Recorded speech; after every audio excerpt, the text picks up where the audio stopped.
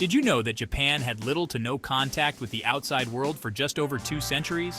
From 1635 to 1854, Japan was under a policy known as Sakoku, or closed country.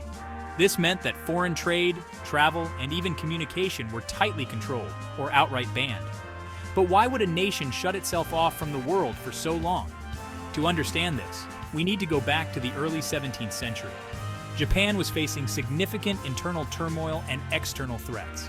European powers, particularly the Portuguese and the Spanish, were making inroads into Asia, spreading Christianity and seeking to expand their trade networks.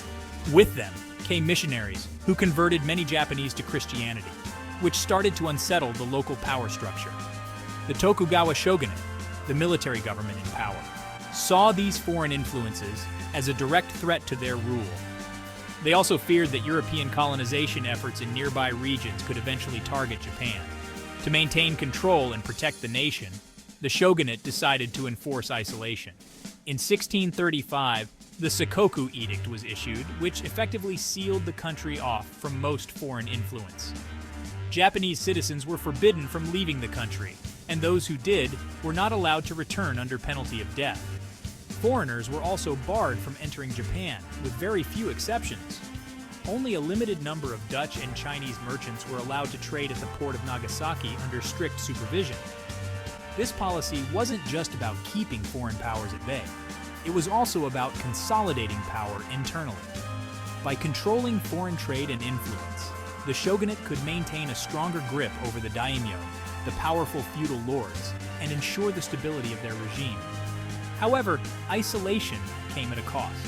While Japan did maintain peace and stability, it also lagged behind in technological and industrial developments happening elsewhere in the world.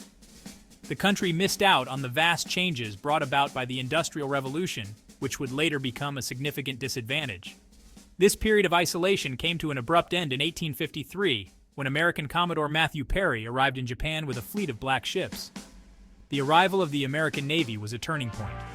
Under pressure from the Americans, Japan signed the Treaty of Kanagawa in 1854, which marked the end of Sakoku and the beginning of the country's rapid modernization. The end of Japan's isolation didn't just open doors to the outside world, it also set the stage for the remarkable transformation that would lead Japan to become a major global power. The unique blend of traditional Japanese culture and new foreign influences has shaped the Japan we know and love today. So, the next time you marvel at Japan's rich history and unique culture, remember the 217 years of isolation that played a crucial role in shaping this incredible nation.